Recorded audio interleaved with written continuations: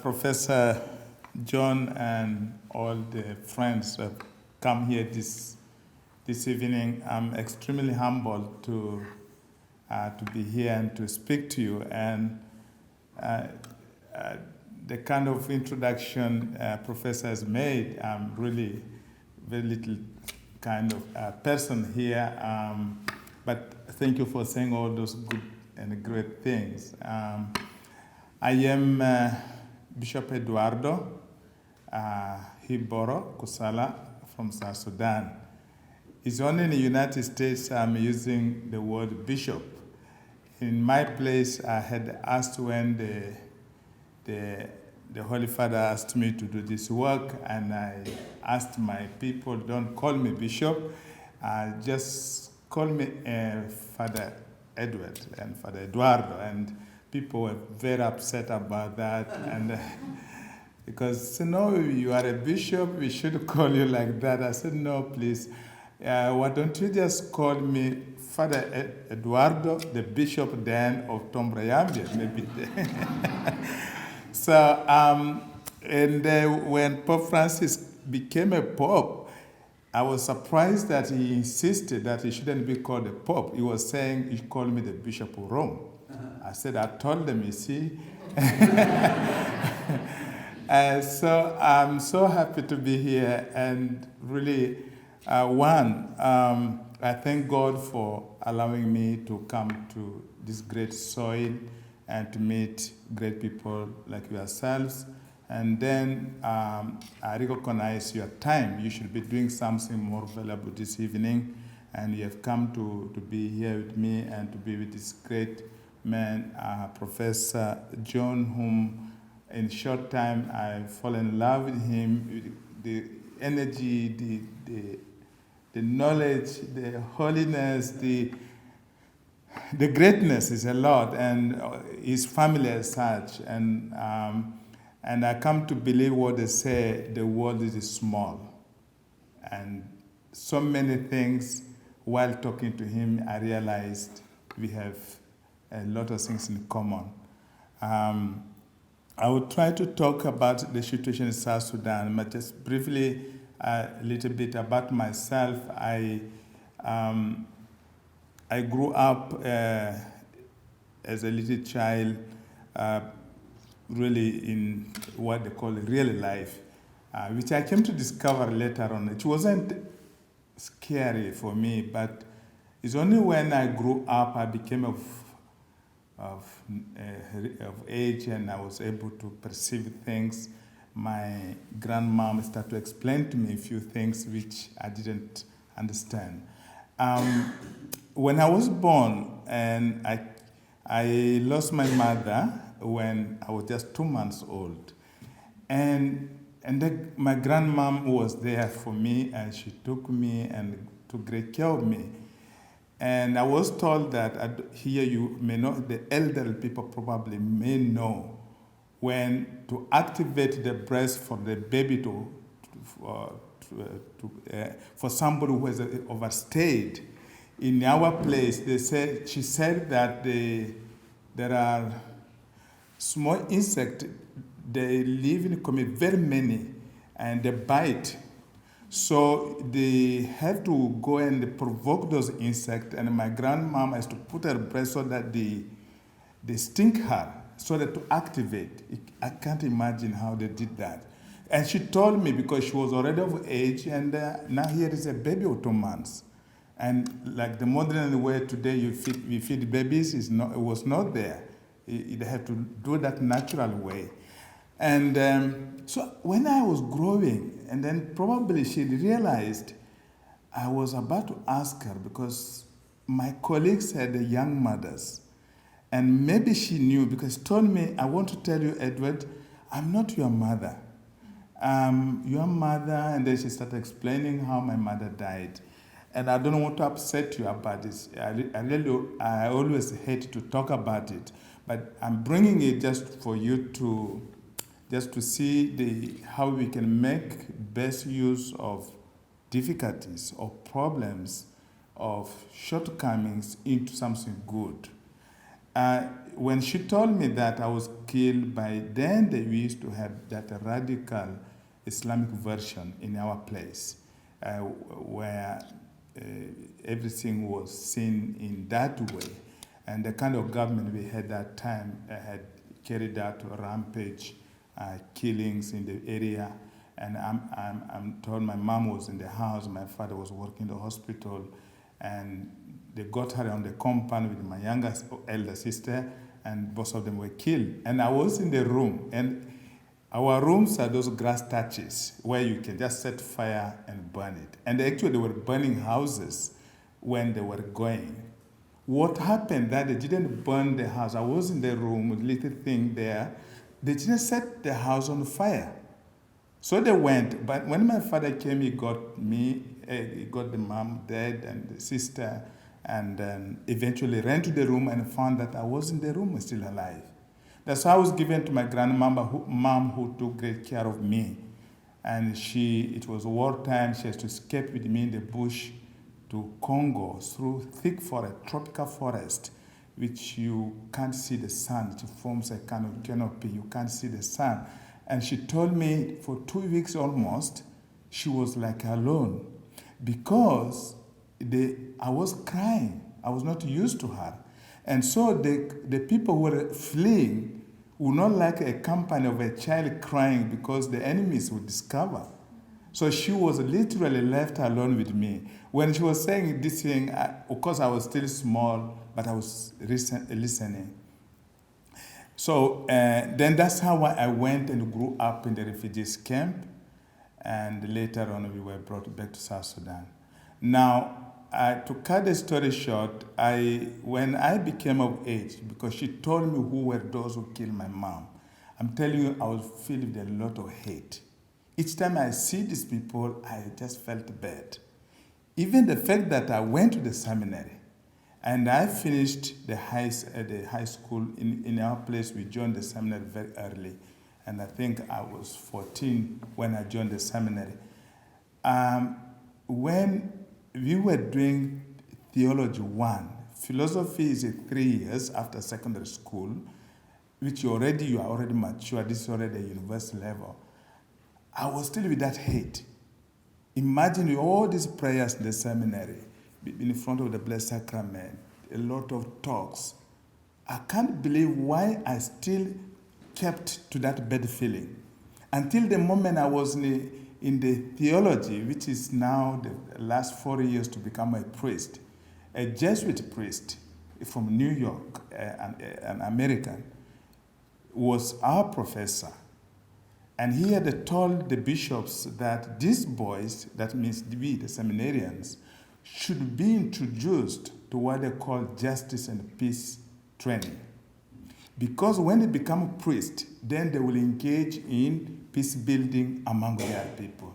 So when this priest, I'm telling you, came to the class to begin talking about the reconciliation, forgiveness, living together, forget the past, we were so angry. We were students from South Sudan who had undergone those bad things. We thought Father Eddie Brady, he was called Eddie Brady, the short form of Edward, we thought he was bribed. We just got angry. We could not listen. Literally that day there was no class. He has to leave the class, and he went and he told the rector, the boys are very harsh. They refused to listen to me. But as elders, they knew how difficult it is to talk to somebody to forgive. It's easy to say, but the doing is difficult. And anyway, I'm really trying to cut the story short there to give room to what I should say to you now. He came the next time, and he came with me in his mind, this Professor Eddie Brady. He called me straight, said, Edward. I said, yes, Father. He said, I have a question for you. I said, Father, tell me. So I would like to find out from you, tell me, Edward, will you be so happy, so satisfied if all babies or 2 months, their mothers are killed, then you will be many to have that experience that, okay, now you are many, you have lost all your mothers. And it was the time that I was converted. I kept quiet for a while. I said, no, Father, no. If I have all the powers in the world, I will do all I can to prevent any baby or any human being to lose a member of the family in violence. And that's how I got converted. And from that time up to today, when I see those people, I just go towards them. I fall in love with them, and I keep on talking about reconciliation. And she has followed me all through. To you today, I will leave much dwelling on myself, but I wanted to mention to you why, in fact, in all things that I try to do, I feel like our world needs a lot of that work of reconciliation. And there is no end to it. Something we have to do every day. And I know you come from families, and how do you do it? And it is something, if you don't do, and don't take time, don't delay. When something goes wrong, don't delay. Hurry to heal it, because if it stays, it develops. And they talk about the Cold War. If you don't, and then you begin to show signs, dislike, you don't look at that person, and you even don't speak to that person. And so that's why I have taken upon myself how to encourage people to get over difficulties. I come from South Sudan, and I want to thank you, my brothers and sisters from the United States. South Sudan was born because majorly of your support. The people of the United States stood with us. And I'm talking about a country since time memorial and never had its own government. We never had that. We had successive governments which were only not organizing and making us being able to have our own government. After the colonial period, the government by then was handed to the Northerners, who were predominantly Islamic and who actually took the radical form of Islam, not the normal one. Not every Muslim accepted the way they were doing it. And they went in that way. That's why you know that Osama bin Laden was able to find safe haven in Sudan because of that radical thinking. And so the people in South Sudan, we had always remained Africans and majorly Christians. Because I think that was a plan, we don't explain that much, but the colonialists found that Southern Sudan was typical or completely African, and they tried to keep it apart. And in fact, it created even boundaries. But the right of determination was not given to the South Sudanese, so we were left in the one country. And the conflict continued. And I grew there, and you have never seen such a thing. Even courses in school, when you are a Christian, you were not entitled to do things like medicine, law, engineering, those courses that are a bit sophisticated. And even building churches, we could not. And that's why the people started to struggle against what was happening on. And eventually, we got the independence.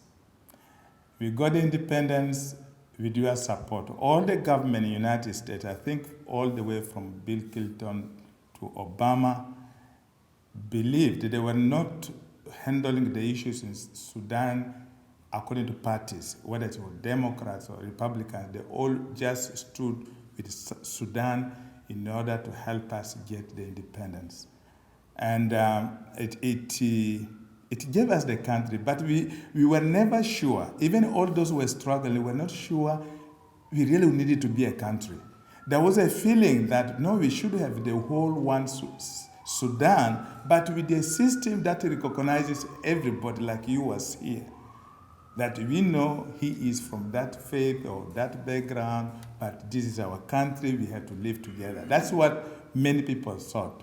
But when it came to the point that we have to choose in the referendum to be part of the whole Sudan or separate, almost everybody from South Sudan connected this separation, independence, with development. They connected with freedom. They connected and they were looking at what they had gone through. They said, no, if you are a free country, then you will be able to develop. And in fact, many people like magic thought that from day one of the independence, we will have light, roads, hospitals, schools, all name them, those good things that happen in an independent country. And we all celebrated. It was a great joy, including our friends, the United States, and all the people who helped us. Not knowing that what you bury in the ground, not all necessarily decompose and die there. Some can germinate. One. Two, even the fact that the people who are now taking the independence, 95% of them do not know how to read and write. And third, the people who were actually fighting, who had the guns, were not sure that at the end of the day, they are going to end up in the government. Now here is a new country born. What are the leaders? The rebels. So you can imagine, they have to get from among them, Minister of Finance, an ex-commander who has been fighting in the bush for 20 years, Minister of Foreign Affairs, one of them, Interior, and all of them. To digest and to put a new country with the system, with all the policies required, it actually became difficult. And our friends had gone. They said, okay, South Sudan is born. We have done our part. Let them go on to take care of themselves. I think it didn't work that way. If there's a new country in the process of being born again, if I'm alive, I'll tell them, you be very careful. It's good to vote for independence, but there's a lot to be done in order to build a country. So this is where we got stuck, and then the war started. And many of you got very disappointed. And the government of the United States got disappointed. All the friends who wanted to help us felt so bad. They felt betrayed. How can we help these people? They were under difficulties, slavery, all that. And how can they fight themselves? But I tell you, the war which is happening in South Sudan is a war of ignorance. We are handling a situation where people do not know how to write.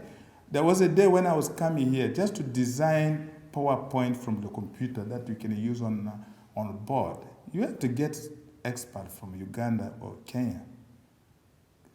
People do not know how to do this kind of thing. And this is 21st century.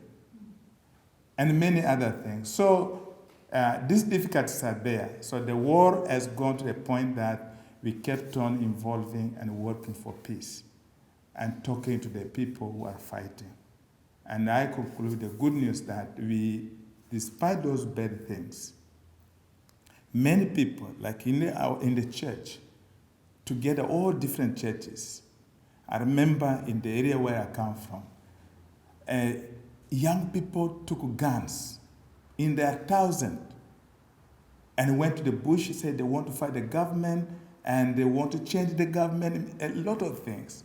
And people were scared. So we decided, we called all the other churches. We said, let us use our spirituality. If you are a Methodist, you are a Baptist, you are a Catholic, you are a Protestant, you are whoever, use the spirituality within your church that can bring peace. Let us put it together, including the Muslims. And we asked the government to allow us to go. And the local government was very harsh, especially towards me. Then I had to go to meet the president, and I told him, young people have gone to the bush, and they're all ready to fight you. You may have the best gun, throw it into that forest, all these young people will die. Your Excellency, will that be the best victory for you? And he said, no.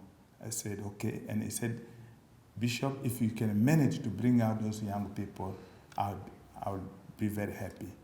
And then I told him, I need your protection.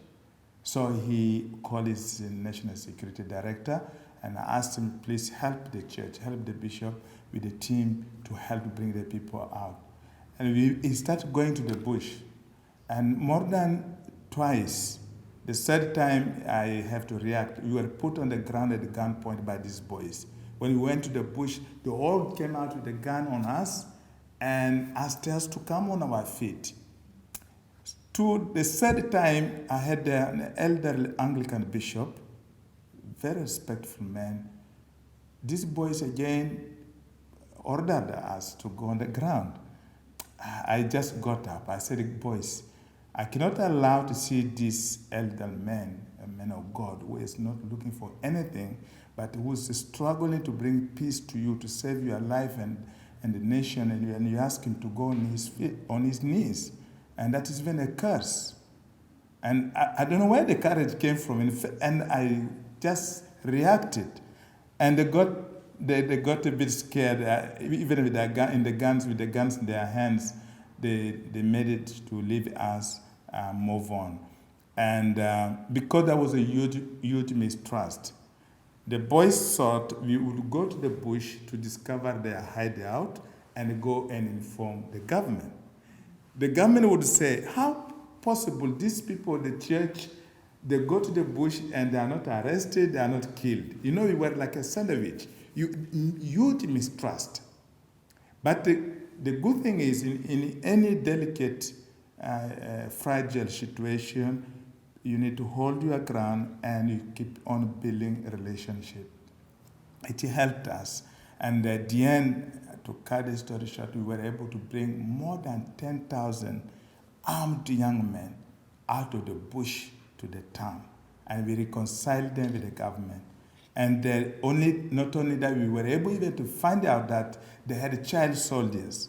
You know, children, the age of 10 onwards, they do what you tell them. If it means shooting, go out there and shoot, they just go.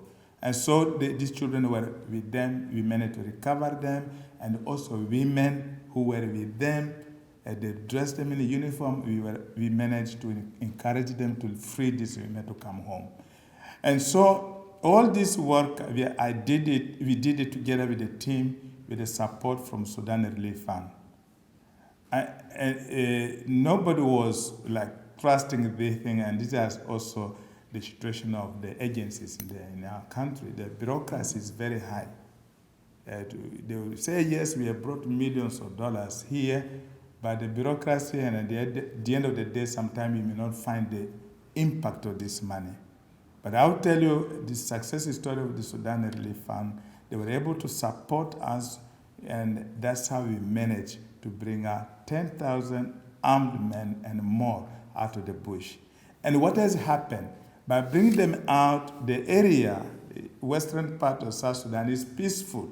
And now, USAID from here is active in the area because they have seen it peaceful. They say, okay, we can carry out our project.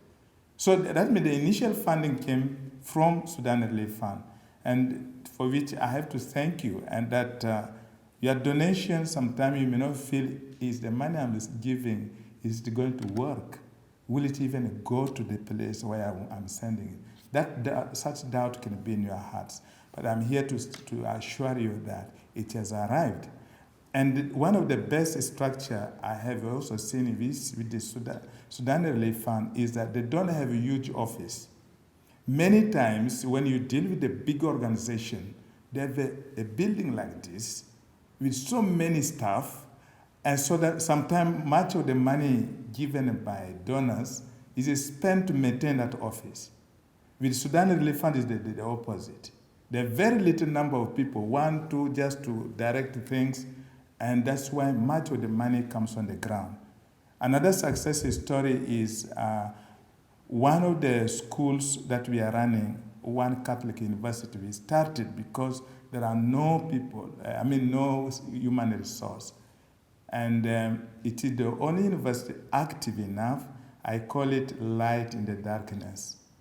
And we have been able to raise a lot of young people now, slowly, who are being integrated in the system, in the government, and helping. And we hope with time, this is a real form foundation, it will help the country to grow. I'm also running one of the best secondary schools in the area, and I get the support from Sudan Relief Fund. For the last 4 years, that school has always produced the best students. And I came to discover recently, somebody told me, 4 of the students who passed from that school have got scholarship from one of the Americans, and they are here in the United States, 4 of them, 2 doing medicine, 1 doing law, and another one doing, I think, engineering and computer. Now, if these young people will finish their studies and go back, you will imagine that the money you gave was it may not be too big or whatever, but they will now give back in millions. So I want to sincerely to thank you and to ask you to be part of us and to pray for us. And all my days I've spent here has been to encourage the government of United States to stay closer to the government of South Sudan. Because the vacuum created, United States has a lot of influence and can use it positively well to turn things around. And so when they are absent, so some wrong people come in with the wrong principle, and they leave us as a country in the big debts, especially when it comes to natural resources. You excavate the oil, but 100 years to come, the children will have only holes left with the loans. But if it is done the right way, then people can be able to grow, to develop their country. So this is part of the story. Maybe I can stop here maybe for you so that maybe you have a question to ask, you would be able to ask. But I want to assure you that we are working, and there are many good people in the country who are struggling to change things around. We don't just frustrate you somehow. You might think these people really don't want to do things well and they just want to stay the way they are. It's not all true. We really, really struggle. But of course the system, because in a fragile situation, one thing is that if the economy is not moving, even the security is not in place. And you cannot even complain because the institution of the law is not there. And people are always on the run. It makes things very difficult. But we are struggling. My hope is how to raise new leaders who will have fear and love for their nation in their future. And together we can be able to build a peaceful nation. And I really want to invite you to come, and it's possible. You can come, and many people still come, and it is safe. We have put a lot of measurement in place, and we will continue to do so. I want to invite you to come to South Sudan. Thank you for listening to me. I didn't want to go long as the way I've gone. I really apologize. Thank you very much, and God bless you.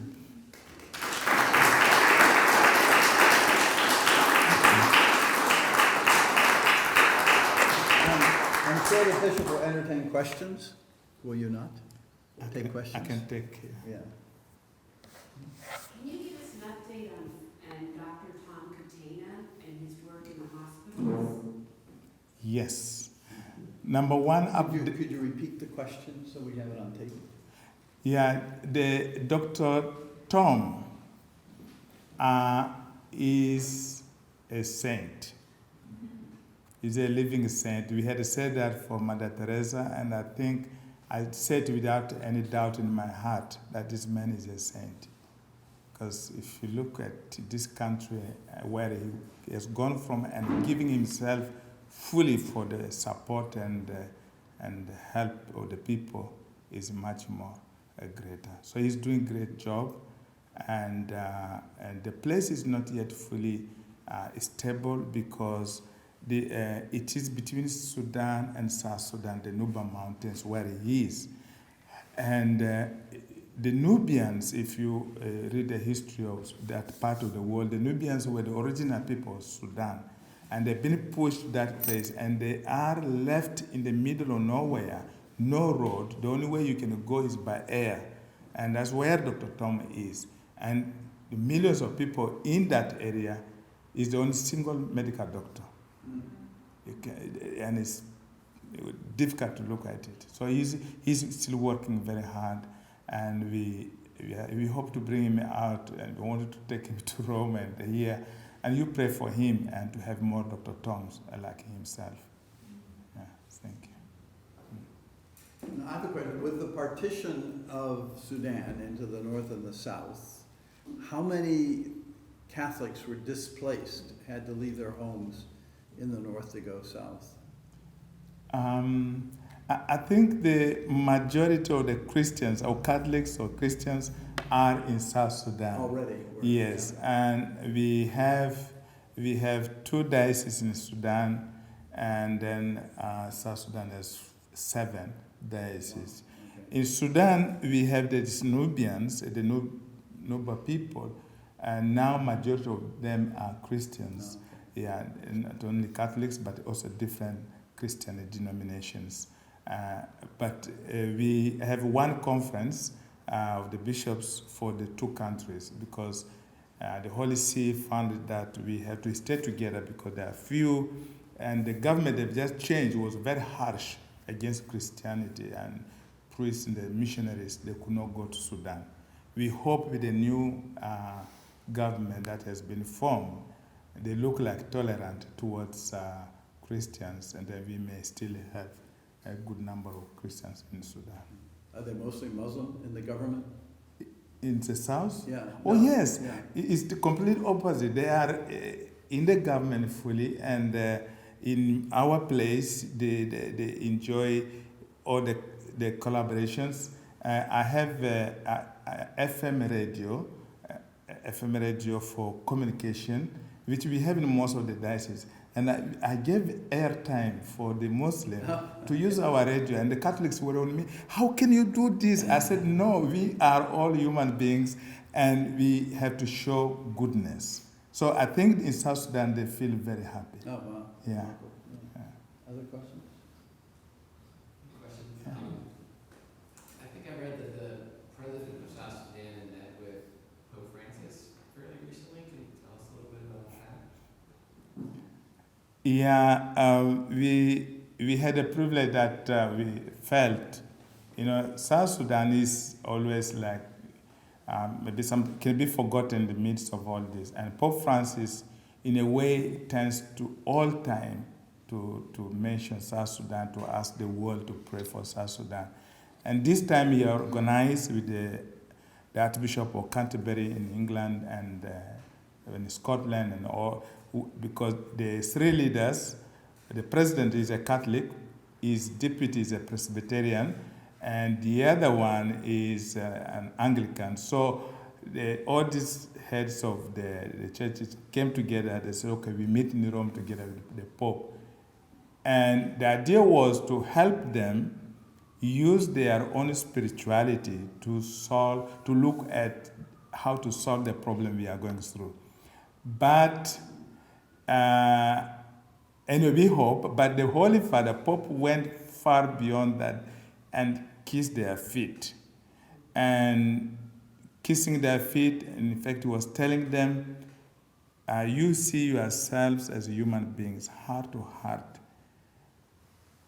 Try to forgive one another.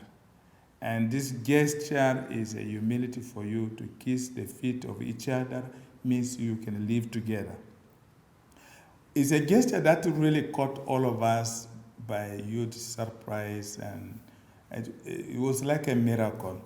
And I think the impact of that gesture of the Holy Father has scared these leaders from beginning any war. Because since that time, they have not gone out to shoot guns. They are still, no one wants to be the most worst person, say this one is the one who started war after the Holy Father kissed their feet. He's 80 years, even humanly, somebody with 80 years coming to kiss your feet, touch your feet like that, you feel it's difficult. And we have learned from it. I was recently there to meet the diplomats in the Holy See, how we can continue speaking into the hearts of the commanders and the generals in order to work together. Because that's one of the most difficult things we have in South Sudan. The oppositions are all commanders of different armies. That's why there was a requirement that for formation of the new government, let them create one national army with one commander-in-chief. So this is why we are struggling. So the gesture of the Holy Father has been a great gift to us, and we always pray over it to see how humble we should be towards our brothers and sisters. Yes. Yes. Yes, Bishop, are there any particular saints whom we should ask to help intercede for South Sudan? Are there any saints you have a particular devotion to, or whom you would recommend that we pray with? We recommend John Paul II, because he has been in the country and he said so much about us. And then we have Josephine Bakita, who actually comes from Darfur. And Darfur, which is part of northern Sudan, which is not yet peaceful, we love her, and she is our patron of hope, and we pray through her that we should have peace in Sudan and South Sudan. Now, your seminary, though, is in the north, or was in the north. Yes. And now you're trying to build a seminary in the south. Yeah. Can you tell us a little bit about that project? Yeah, we, again, it's one interesting thing about Sudan Relief Fund, that it's sort of round. There are many agencies who will tell you we deal only with water or with school. But Sudan Relief Fund is round. And that means they try to look at the pillars that can build South Sudan. And one of those pillars is pastoral. That means if we have priests who are prepared, they can contribute to the building of South Sudan. So we moved from north to south, and we had no structure for keeping our seminarians and educating them. And we got substantial support from Sudan Relief Fund for building the shelter. We got a brother from Germany, he's a Comboni, who's doing the job. He's a perfectionist. And that's why the project has taken long. He wants things just as a German. So, and it really is expensive also, because the foundation, he will tell you this soil is cotton soil. For a cotton soil, you need to go this much to the ground. And then he read somewhere that earthquake had passed in Sudan many centuries ago. And he says, it might come again. So you must put the foundation that can resist the earthquake. But he has made a very beautiful structure. We have finished one part for this sleeping and of the students and the staff. And the work is still a little bit on to finish. And if we get support, we can complete the work. So I'll just say, if you go to Google and type in Sudan Relief Fund, you will have an opportunity to contribute to the work of the church there and the work of Bishop Kussala. Yeah. Any other questions? We'll have a chance to visit for a while. Is there a little reception afterwards? Good. So thank you, Your Excellency. Okay. I always say there's no more beautiful title for a bishop than father. And that's just what you were saying. And when I was president of the National Catholic Bioethics Center, and I would write to a cardinal, I wouldn't write Your Eminence. I would write Your Most Eminent Father. That's right. And whenever I'd write a bishop, I'd say, Most Holy Father, because it was no beautiful title can be carried by a priest or a bishop than that of father. So, Father, it has been wonderful having you with us. Thank you very much. We will pray for you and contribute to your work. Thank you.